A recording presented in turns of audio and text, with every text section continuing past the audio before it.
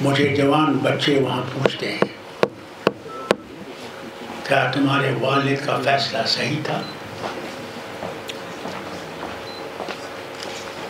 फारूक अब्दुल्ला सोचने लगता है और मैं कहता हूँ, हाँ, वक्त जरूर बुरा है,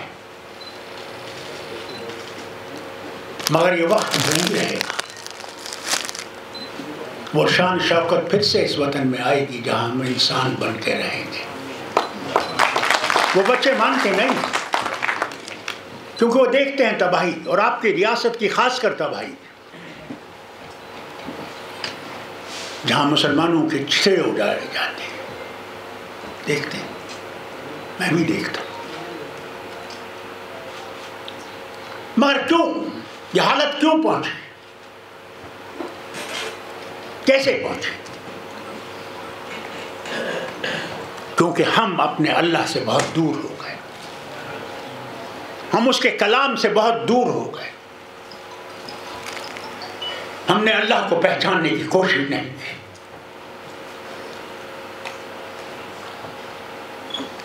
जब रसूल करीम सल्लल्लाहु अलैहि वसल्लम अल्लाह के कलाम को लोगों के सामने बयान करते थे, जिस तरह आज ये मायूस दिखते हैं, उस तरह वो भी मायूस हो गए। तो अल्लाह का फरिश्ता आया और उनसे कहा, तुम मेरे रसूल हो,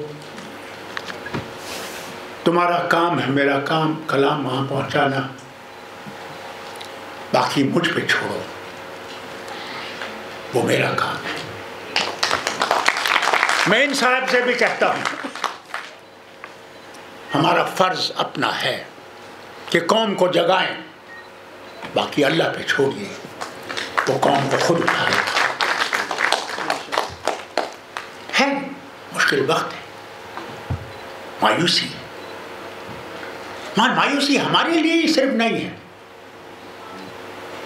आप हिंदुओं को देखिए आज, क्या उनकी बच्चियों के साथ बलात्कार नहीं होता? क्या उन्हें कत्ल नहीं किया जाता? क्या हम उनके लिए आवाज उठाते हैं? किस खुदा के सामने हम जवाब देंगे जब हम खड़े होंगे? हम अपना रोना रोते हैं, क्या उनका रोना रोते हैं? कब सोचते हैं उनके लिए?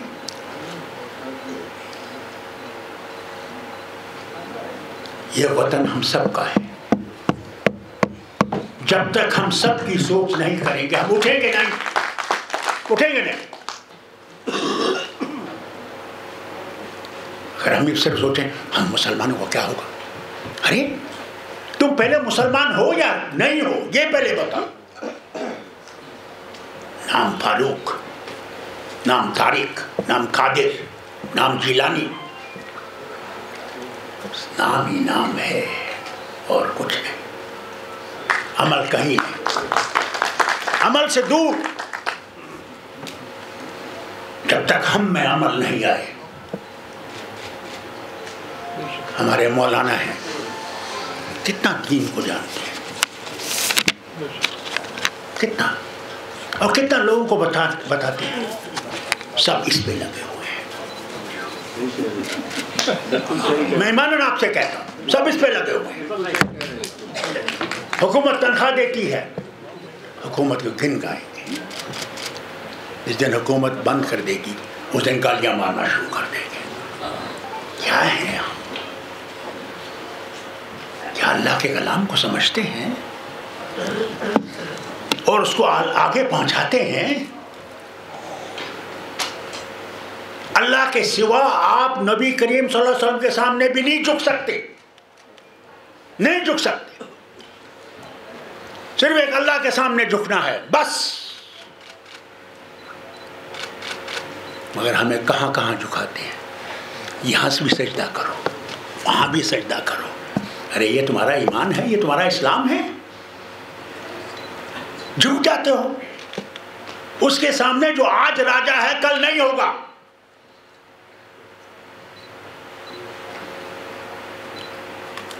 पहले अपने आप को बुलंद करो, फिर कौम को बुलंद कर सकोगे। जब खुद बुलंद नहीं हो तो कौम को क्या बुलंद करोगे?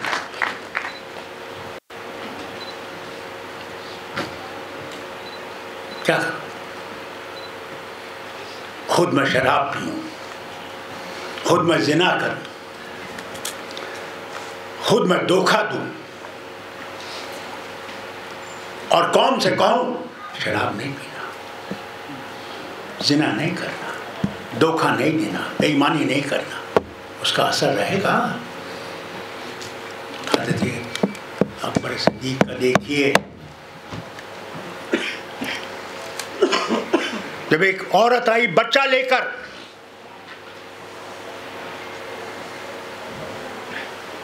वो कहने लगी ये मीठा खाता है ज्यादा, इसे जरा कहिए कि बंद कर दे।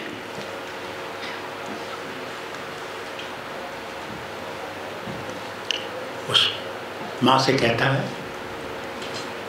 माँ एक हफ्ते के बाद आना। जब एक हफ्ते के बाद वो तशरीफ लाई तो कहने लगे बच्चा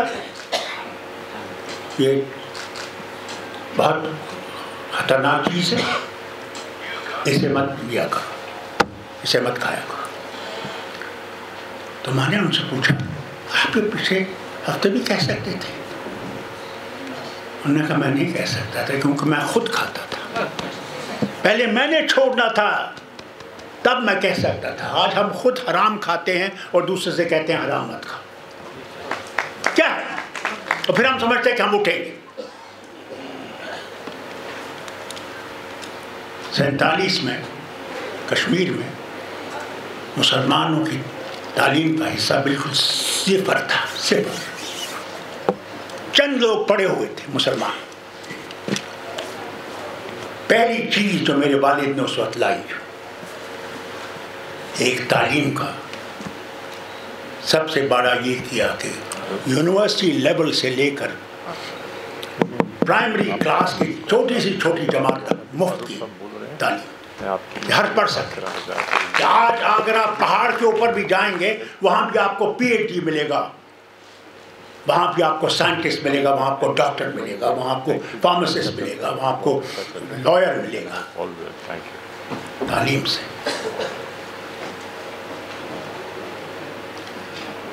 अस्पताल के लिए मेरे वालिद को उनका जन्मदिन था, वो वज़ीर आला नहीं थे, तो लोगों ने 5 लाख रुपए दिए, वालिद को पेश किए। वालिद ने कहा मैं इससे अस्पताल बनाऊंगा।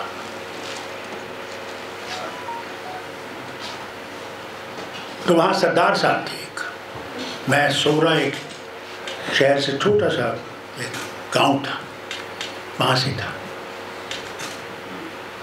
वहाँ उस सरदार की बहुत बड़ी ज़मीन थी।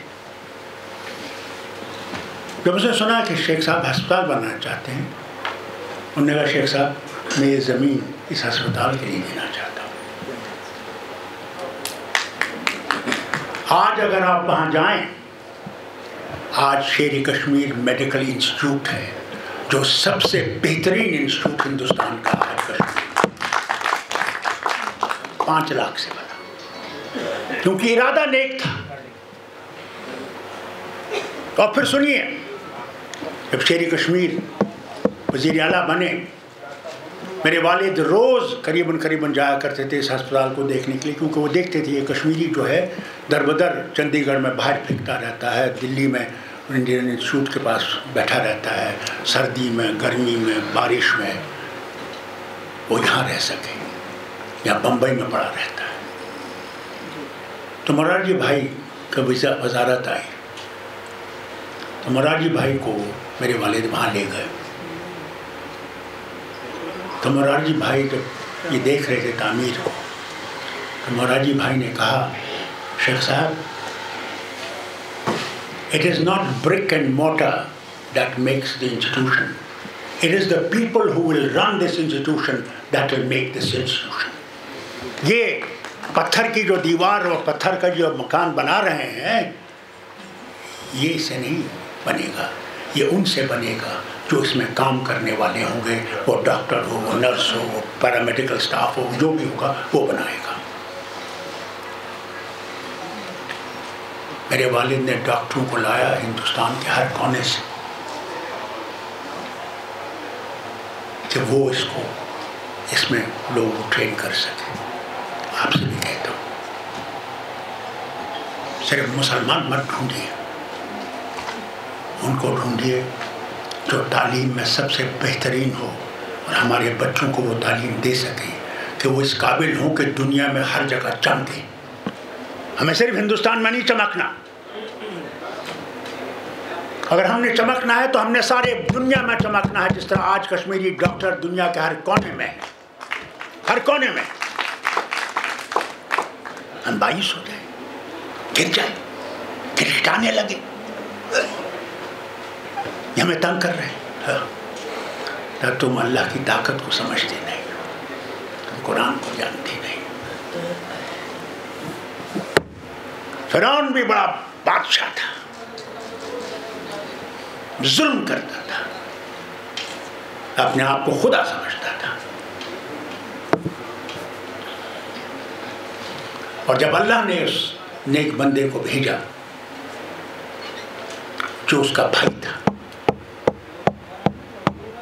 जो उसके साथ पला हुआ था,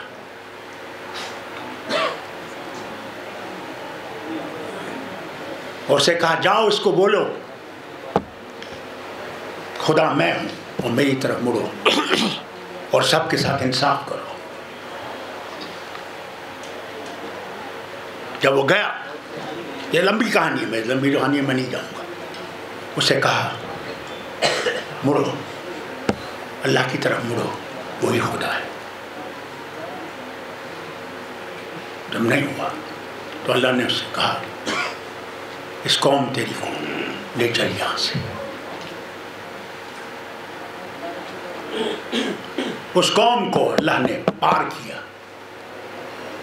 और जब फिरौन सारी फौज लेके और सब कुछ दबा दबा के लेके आया पीछे, उस समंदर के बीच में पहुंचा, सारी उस फौज को और उसको खत्म कर दिया। ये है उसकी ताकत। नमरूद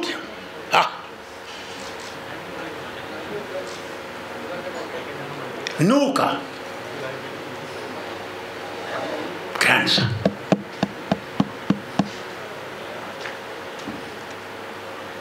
इतनी बादशाह किसी की नहीं थी, इतनी दौलत किसी की नहीं थी,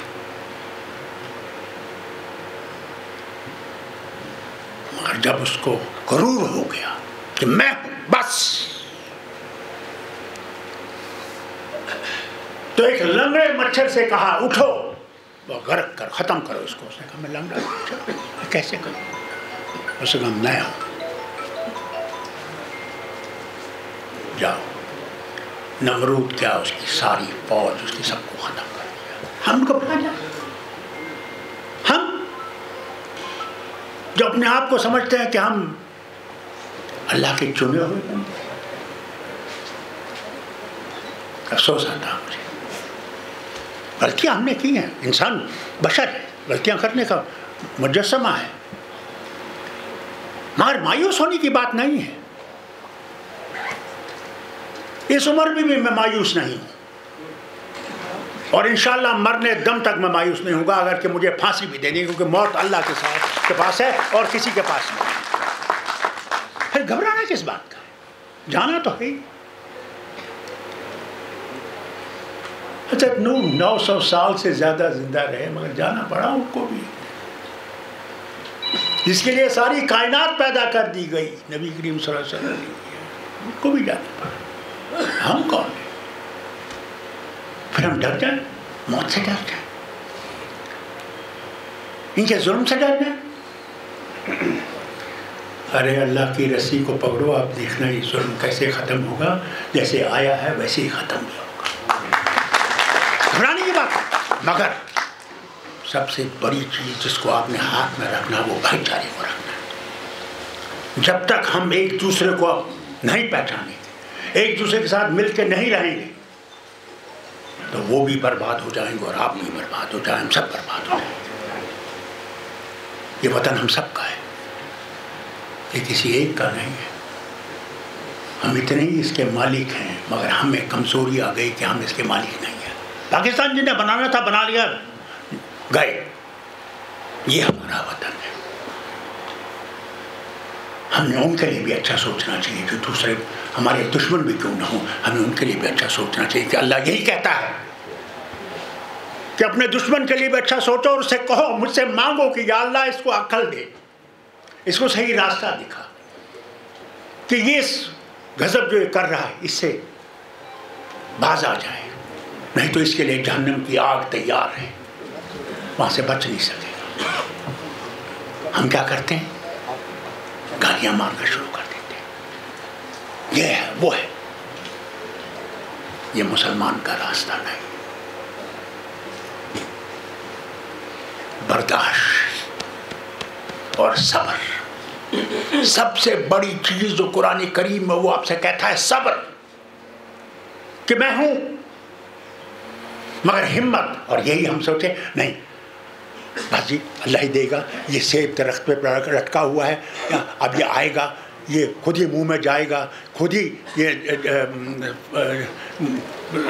हजम भी हो जाएगा। नहीं हो सकता। आपने मेहनत करनी है, दरख्त पे चढ़ना है, उसको फल को उतारना है, उसे धोना है, उसे फिर चबाना है, उसे खाना है। हम ये सोचेंगे नहीं अल्लाह ही सब कुछ है, नहीं। अल्लाह कहता है पहले तुम चलो, पहले तुम कदम उठाओ, मैं तुम्हारे साथ हूँगा, जब तुम कदम उठाओ। हम कहते नहीं अल्लाह ही सब कुछ करेगा, अल्लाह ही ऊपर से आएगा, वो नहीं आने वाला। उस कौम की हालत तब्दील नहीं करता जिस कौम में हिम्मत न हो खुद अपनी किस्मत को तब्दील करने का। उसके लिए जैसे इन्होंने फरमाया तालीम पहली चीज़, और नफ़रतों को दफन कीजिए, नफ़रतों को दफन कीजिए। ये शिया है, ये सुन्नी है, ये देहलवी है, ये बरेलवी है, ये पता नहीं क्या बला है। मुझे आप ये बताइए, क्या कुरान देहलवियों के लिए अलग है, बरेलवियों के लिए अलग है, देवबंदियों के लिए अलग है? हैं? क्या काबा उनके लिए अलग है और उनके नबी करीम से दूसरा है उनके लिए? मगर हम फर्क करते हैं। हम कौन है? गलती उस वक्त हुई। वो कहते हैं कि जब नबी करीम सल्लल्लाहु अलैहि वसल्लम चले गए, उसके बाद हजरत अली को होना चाहिए था। है या नहीं है? झगड़ा शुरू हो गया। मगर आज तक हम ये झगड़ा चला रहे हैं। ये मैं नहीं चला रहा, ये हमारे मौलाना चला रहे हैं, जो अपने कुर्सियों को पकड़े हुए हैं कि किसी तरह से कौम को दफन करते जाओ और अपना बनाते जाओ। यही हुआ। यही पंडों का भी यही हाल है, कोई बड़ी बात नहीं है। इन्होंने भी यही किया। आज हालत देखिए, इलेक्शन जीतने के लिए गुंडों को छोड़ रहे हैं और राम रहीम को छोड़ रहे हैं क्योंकि उसके वो साथ है, उसके वो लोग हैं। ये तो हालत आ गई हमारी। हम कहते हैं हम आइन को बचाएंगे। मैं आपको सुनाऊं, 80 में मैं पार्लियामेंट मेंबर बना। जब मैं गया पार्लियामेंट के अंदर, मैंने कहा जहाँ नेहरू यहाँ बैठता था, ये आज़ाद यहाँ बैठते थे, मैं कहता हूँ यार अल्लाह शुक्र मैं भी यहाँ पहुँच गया। ये भी वहाँ पे नहीं थे, ये भी थे, हुकूमत नहीं की थी। हुजूर कानून बनते थे, आप यकीन करेंगे, उनको हुक्म आता था इसका साथ देना है। तो मैं उनसे पूछता था यार ये कानून जो आ रहा है इसमें क्या हो रहा है, तुम्हें कुछ मालूम है? मुझे उसको खाक मालूम है। वो कहता है जी हुक्म आया है, हमने पास कर देना है। वही हाल आज भी है। हुजूर हम लोगों से माहौल तब से आ रहा है जब से हिंदुस्तान आज़ाद हुआ है। ऐसे ऐसे मेंबर बैठे हैं, अल्लाह रहम करे, जिन्हें कुछ भी पता नहीं। जब मैं 80 में गया, आप यकीन करेंगे, फट्टे गंदे कपड़े होते थे। एक साल में मैं क्या देखूं जनाब, सिल्कन सलवार कमीज उन दिनों में 2 ही गाड़ियाँ होती थी, एक एम्बेसडर होती थी और एक वो फिएट होती थी। जनाब एम्बेसडर और फिएट कार भी, उसमें एयर कंडीशन भी फिट किया हुआ। मैं कहता यार 1500 हमारी तनख्वाह, सही है या नहीं? 1500 हमारी तनख्वाह, घर नहीं चला सकते थे। मैं बाप से मांगता था पैसा कि या अल्लाह मुझे घर चलाने के लिए पैसा दो। तो हम एक दिन इंदिरा गांधी जी के पास गए 80 में, जब वो इलेक्शन जीत के आ गई तो वो वापस आ गई थी हारने के बाद। तो हम मेंबर गए, पता नहीं आप भी थे या नहीं। तो हम गए, मुसलमान उस वक्त 49 मेंबर थे मुसलमान। अल्लाह का करम है, आज तो कहीं दिखते बहुत कम है। तो जो हम गए तो उसमें हम मुसलमान भी हिंदू भी हम गए। जनाब हमारी हालत बड़ी खस्ता है कि 1500 तनख्वाह में हम क्या करें। हमने, आप यकीन करेंगे, मकान, सरकारी मकान किराए पे देते थे। एक कमरा अपने पास रखते थे, बाकी सारे कमरे किराए पे। जो सर्वेंट क्वार्टर थे वो भी किराए पे। उसमें क्या, धोबी भी उसी में और खाना बनाने वाला भी उसी में। वो घर से ही खाना बना के आपको खिलाता था और धोबी भी आपके कपड़े धोता था, उसको आपने कमरा दे दिया था। जब ये लोग गए मिसेस गांधी के पास तो ये बड़े घबरा के बात करते थे, ये डरते थे। मुझे अल्लाह के सिवा किसी का डर ही नहीं था। तो मैंने जब इनने बात की तो इंदिरा गांधी, मैंने कहा मैडम ये बोलना नहीं चाहते आपके सामने। हमारी हालत ये है कि हम मुंद्रा, बिरला, ये सब जो बड़े बड़े हैं, इनके सवाल यहाँ पूछते हैं और उन सवालों से जो हमें पैसा आता है उससे भी हम जिंदगी जी रहे हैं। ईमान की बात बता रहा हूँ मैं आपके सामने ही बात करता हूँ, क्योंकि अल्लाह जानता है सब कुछ।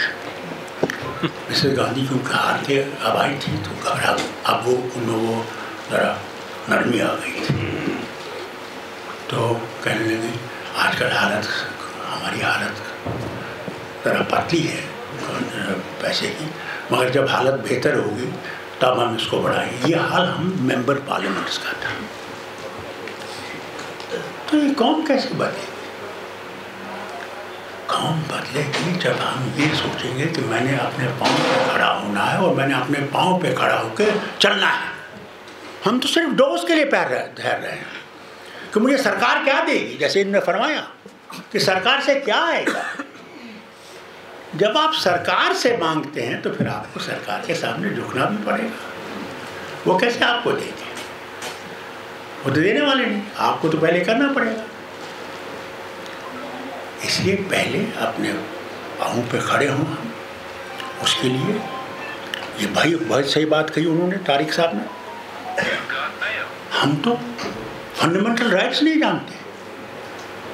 हमारे जो मुसलमान जो अनपढ़ भी हैं और पढ़े लिखे भी हैं, वो फंडामेंटल राइट्स ही नहीं जानते। उनके क्या राइट्स है क्या राइट्स नहीं है वो जानते ही नहीं हैं। जैसे इन्होंने भी अभी डीजी साहब ने फरमाया, अगर हमें अपने फंडामेंटल राइट पता होते तो हम जोर से बोल सकते थे। ये हमारी गलती है, माफ़ी मांगता हूँ। ये हम लीडरों की गलती है कि हमने इनको इससे बहुत दूर रखा, क्योंकि अगर हम तक ये इनसे पहुँचा देते तो ये फिर हम पे चढ़ के जाते। हमें ईमानदार से कहता हूँ, जैसे हम लोग ना, मुझे बहनें माफ़ करेंगी, किस वक्त आया ये कानून कि भाई हम बिल ला रहे हैं, वेमेंस को एम्पावरमेंट करेंगे, हैं? राजीव गांधी के हुकूमत में भी 400 आपके मेंबर थे या नहीं थे? आज तक वो नहीं हुए। क्या वो फंडामेंटल राइट्स पास हुए आपके, वो वेमेंस राइट्स? आज इनके पास भी 300 से ज़्यादा हैं, क्यों नहीं पास कर रहे हैं? क्योंकि कहते हैं जो ही ये पास हो जाएगा हम लोगों को भांडे धोने पड़ेंगे, कपड़े धोने पड़ेंगे, औरतें राज करेंगी। ये मैं ईमानन आपके सामने कहता हूँ कि वो बैठेंगी और हम लोगों को इनकी ड्राइविंग करनी पड़ेगी। मगर वो आएगा ही, उसको कैसे आप बता सकते? आज अगर आप कश्मीर में आएंगे, हमारे यहाँ लड़कियाँ ज़्यादा पढ़ती हैं, हमारे यहाँ लड़कियाँ ज़्यादा काबिल हैं बनिस्बत के हमारे बच्चे। वो क्रिकेट खेलेंगे, वो क्रिकेट बकवास करेंगे, ये मोबाइल लेके मार रहे होंगे गप्पे।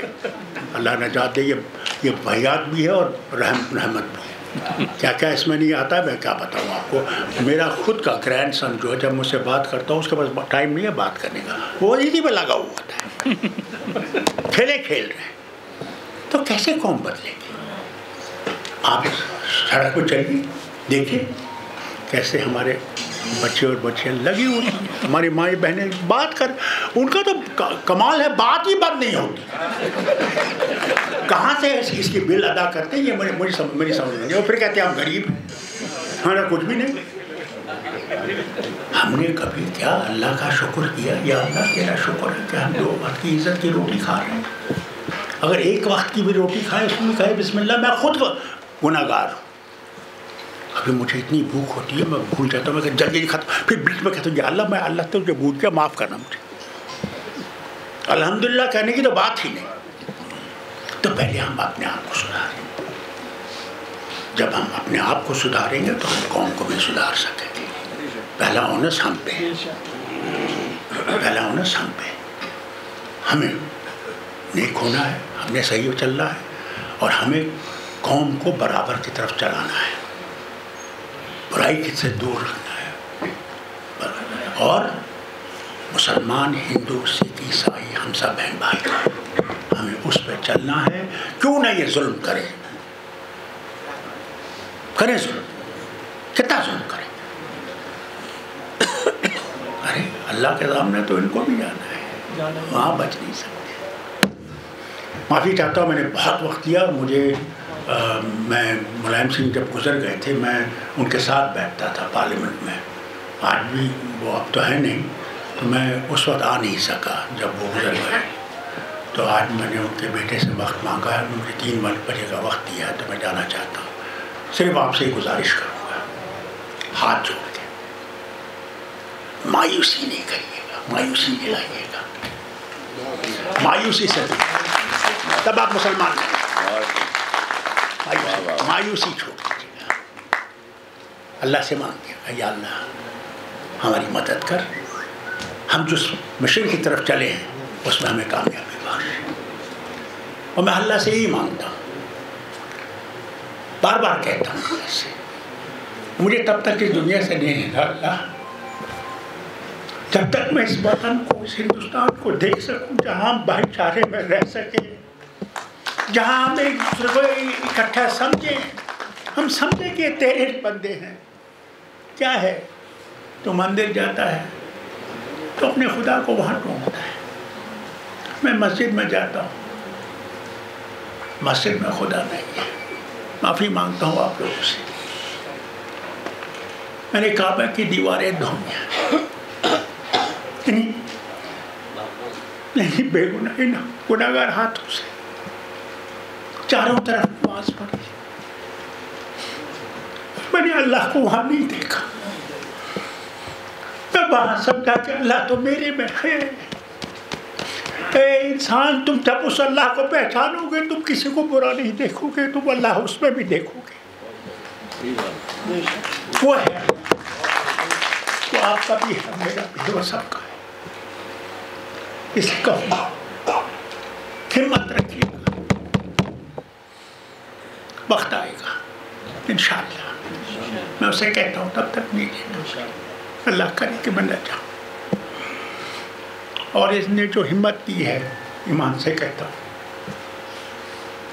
दर्द से दी, क्योंकि मैंने देखा, मैंने इनके वीडियो देखे जो उन्होंने मुसलमानों से कहा भाई नफरतें छोड़ो, मत बिको, हम बिक जाते हैं। और आज तो करोड़ों की बात होती है। मुखबिर हम में बैठे हैं, हम में मुखबिर बैठे, क्योंकि वो खुदा से बहुत दूर है। उनके लिए नहीं मांगे कि अल्लाह इनको सही हिदायत कर, तू हिदायत करने वाला है। इंशाअल्लाह वो हिंदुस्तान बनेगा, हम सब के लिए बनेगा। अल्लाह आपको सलामत रखे, सबको, जो भी आप तशरीफ लाए हैं। बहन, लोगों में बात पहुँचाना कि मायूसी हमारा काम है, तालीम की तरफ हम अपने बच्चों को ले जाएं। जितना हम इनको जैसे निकाह तालीम देंगे इंशाअल्लाह हमारे बच्चे भी इतने काबिल होंगे मुकाबला कर। मैं जब विलायत में डॉक्टर था, वो हर वक्त क्यों हिंदुस्तानी या पाकिस्तानी या अफ्रीकन डॉक्टर की तरफ देखते थे? क्योंकि वो ये जानते थे कि इस डॉक्टर ने 10 गुना ज़्यादा का कोशिश की होगी उस सफ़ेद डॉक्टर से,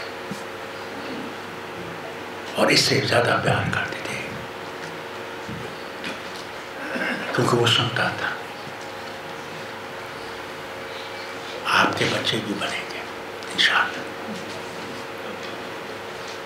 अल्लाह आपको सलामत रखे। माफ़ी मांगता हूँ, मैंने आपको बहुत वक्त लिया, मगर बहुत खुश हूँ कि मैं आ सका और पहुँचा आपसे बात करने के लिए। वतन को मजबूत करना है और इंशाअल्लाह करेंगे। और कभी घबराइएगा नहीं, कश्मीर में ज़रूर तूफ़ान है, इसमें कोई शक नहीं है। मगर तूफ़ान आते रहते हैं, हम लोग भी कमज़ोर नहीं है, ये मत समझिएगा। हम ज़रूर मुसलमान मेजॉरिटी स्टेट है, इसको ये कुछ भी करने की कोशिश करें, ये इंशाअल्लाह मुस्लिम मेजॉरिटी स्टेट रहेगी और हिंदुस्तान का एक अटूट अंग रहेगी, ये बात याद रखें। ज़रूर कोशिशें होंगी, अंदर से भी बाहर से भी, इसको तहस नहस करने के लिए। मगर वो फारूक अब्दुल्ला का ईमान न खरीद सकेंगे, न रियासत को हिंदुस्तान से अलग कर सकेंगे। हिम्मत रखिए। हाँ कहेंगे, फारूक अब्दुल्ला कहेंगे पाकिस्तानी है, खालिस्तानी है, ये है वो है, मेरा अल्लाह जानता है मैं क्या हूँ, बस मुझे वही है, क्योंकि जाना मुझे उसी के पास है, वही मुझे जन्नत का रास्ता दिखाएगा, मुझे जन्नत। ईमान मजबूत रखिएगा, ईमान मजबूत रखिएगा। तूफान आएंगे, क्या नबी करीम को तूफान नहीं आया? मगर अल्लाह को पकड़ा था, उसने थामा था। अल्लाह आपको भी वो हिम्मत दे, कामयाब करे। वसलाम, अल्लाह हाफ़िज़।